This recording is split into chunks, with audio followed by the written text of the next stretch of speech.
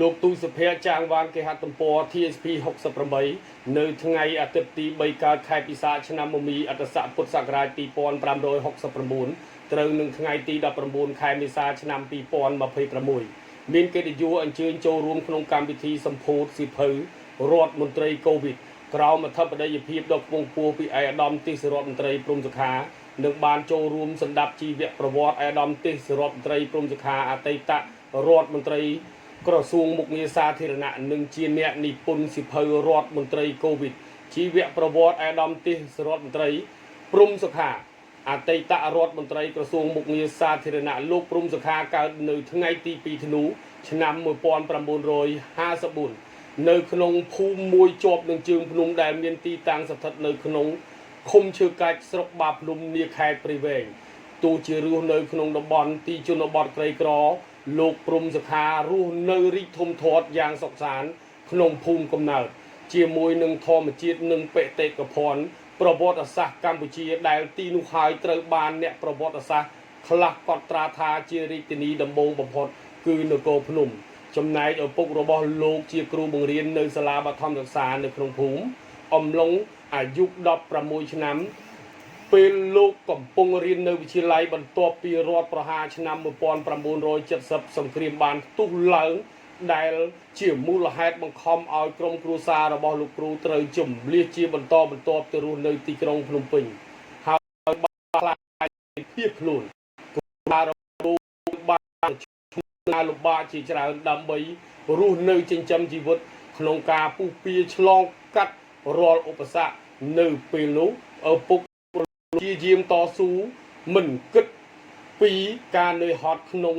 គោលបំណងដើម្បីជួយឲ្យកូនប្រុសបងគាត់ទទួលបានការអប់រំដល់សាកលវិទ្យាល័យនៅឆ្នាំ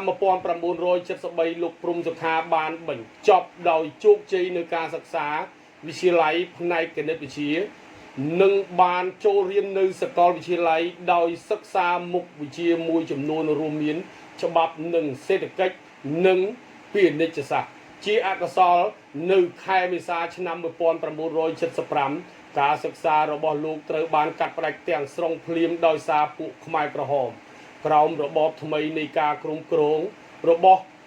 បទដោយចាប់ផ្ដើមបង្ខាំងតាមគំនិតរវើរវាយរបស់ពលពតលោកព្រំសុខានិងក្រុមគ្រួសារដែលគ្មានជំរឿសអ្វីក្រៅពីជាកសិករដូចជាទេសកលបានកិច្ចរួចផុតដោយប្រថុយប្រឋានបន្ទាប់ពីកណ្ដាប់ដៃដែករបស់ពួកផ្ដាច់ការហើយក៏អាចរស់រានមានជីវិតជាលើកទី2ពីវាលពិឃាតបន្ទាប់ពីរបបខ្មែរក្រហមដួលរលំនៅថ្ងៃទី7ខែមករាឆ្នាំ1979លោកព្រំសុខាបានវិលត្រឡប់មកទីក្រុងភ្នំពេញវិញដោយចាប់ផ្ដើមអាជីពដំបូងរបស់លោកជាបុគ្គលិកសហជីពរហូតដល់ឆ្នាំ1985នៅពេលសហជីពលោកបានធ្វើការងារជាច្រើនតាក់ទងនឹង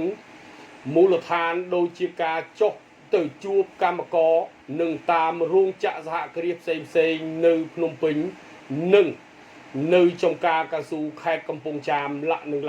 នៅឆ្នាំ1985លោកត្រូវបានផ្ដល់តួនាទីថ្មីឲ្យធ្វើការនៅទីស្នាក់ការកណ្ដាលគណៈបកប្រជាជនកម្ពុជាដំបូងជាមន្ត្រីនិងបន្ទាប់មកប្រធាននាយកដ្ឋាន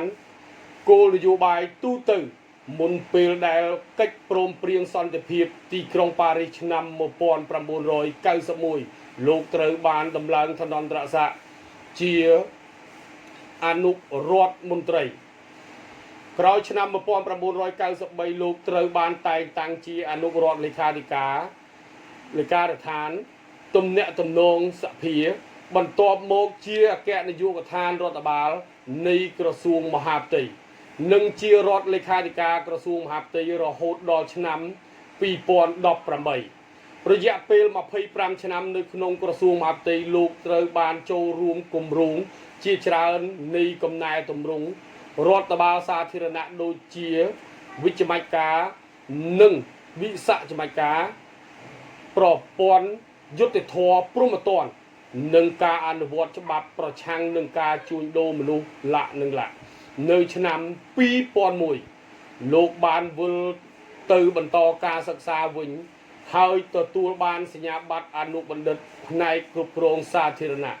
នៅសាកលវិទ្យាល័យសង្ហបុរីដោយកម្មវិធីនេះមានកិច្ចសហការជាមួយនឹងសាលា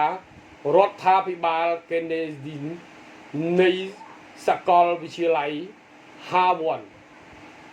បន្ទាប់មកលោកបានត្រឡប់មកប្រើប្រាស់ចំណេះដឹងថ្មីរបស់លោកផ្នែកកែតម្រង់រដ្ឋបាលសម្រាប់ការអភិវឌ្ឍបែបប្រជាធិបតេយ្យនៅថ្នាក់ក្រោមជាតិតាមរាជធានីភ្នំពេញនិងខេត្តទាំងអស់នៃព្រះរាជាណាចក្រកម្ពុជានៅឆ្នាំ2004លោកព្រំសុខាក្លាយជាសមាជិកគណៈកម្មការមេធាវីនៃព្រះរាជាណាចក្រកម្ពុជាដោយនៅបំពេញការងាររដ្ឋនៅក្នុងនាមជាមេធាវីដែលមិន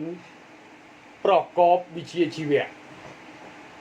លោកព្រំសុខាបានជាប់ឆ្នោតជាបន្តបន្ទាប់ជាសមាជិកសភាប្រចាំមណ្ឌលខេត្តព្រៃវែងសម្រាប់អាណត្តិទី5និងអាណត្តិទី6របស់រដ្ឋសភាសម្រាប់អាណត្តិទី7របស់រដ្ឋសភាលោកព្រំសុខាត្រូវបានប្រជាពលរដ្ឋបោះឆ្នោតជ្រើសរើសជាតំណាងរាស្ត្រសារជាថ្មីម្ដងទៀតនៅពេលដែលលោកឈរឈ្មោះជាបេក្ខជនលំដាប់លេខរៀងទី1របស់គណៈបកប្រជាជនកម្ពុជានៅមណ្ឌលខេត្តក្រចេះស្ទើរតែរាល់ថ្ងៃវិបត្តិកើតឡើងក្រោយការបោះឆ្នោតចាប់ពីឆ្នាំ1998រហូតដល់ឆ្នាំ2013លោកព្រំសុខាត្រូវបានចាត់តាំងជាប្រធានក្រុមចរចាគណៈបកកាន់អំណាចដែលទទួលភារកិច្ចក្នុងការធ្វើឲ្យមានកិច្ចព្រមព្រៀង